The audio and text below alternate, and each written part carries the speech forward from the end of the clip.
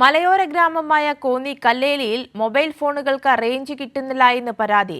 വന്യജീവി ആക്രമണം രൂക്ഷമായ മേഖലയിൽ മൊബൈൽ ഫോണുകൾക്ക് സിഗ്നൽ ലഭിക്കാത്തത് വലിയ പ്രതിസന്ധിയാണ് സൃഷ്ടിക്കുന്നത്.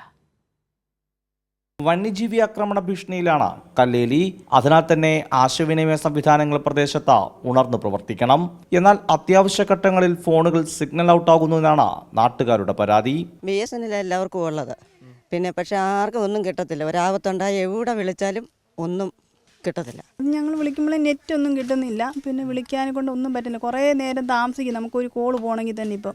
അപ്പം നെറ്റിൻ്റേതായിട്ടുള്ള ഭയങ്കര പ്രശ്നം. ഞങ്ങൾ അവരോട് ഒത്തിരി പരാതി പറഞ്ഞു കഴിഞ്ഞു. അപ്പോൾ അവർ ശരിയാക്കാമെന്ന് പറയുന്നേ ഉള്ളൂ. പക്ഷേ ഇതിനൊന്നും ഒരു ആയി വരുന്നില്ല.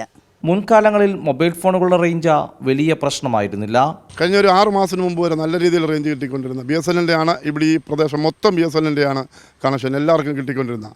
ഇപ്പോൾ 6 മാസം കൊണ്ട് ടവറുകളുടെ എണ്ണം കൂടി. പക്ഷേ ഒന്നും ഒരത്യാവശ്യം മരണമോ എന്തെങ്കിലും ഒരു അപകടമോ എന്തൊരു ആശുപത്രി കേസോ വന്ന ആംബുലൻസ് തൊട്ട് ആരെയും അങ്ങോട്ടും ഇങ്ങോട്ടും വിളിച്ചറിയിക്കാൻ പോലും പറ്റുന്നില്ല. റേഞ്ചും ഒരു സംവിധാനവും ഇല്ല. BSNLകാരോട് ഹെഡ് ഓഫീസർ അടക്കമുള്ളവരോട് ഡിവിഷൻ കോന്നിയിലുള്ളവരോടും എല്ലാം നമ്മൾ ഈ അറിയിപ്പ് കൊടുത്തിട്ടും യാതൊരു പരിഹാരവും ഇതുവരെ ഉണ്ടായിട്ടില്ല.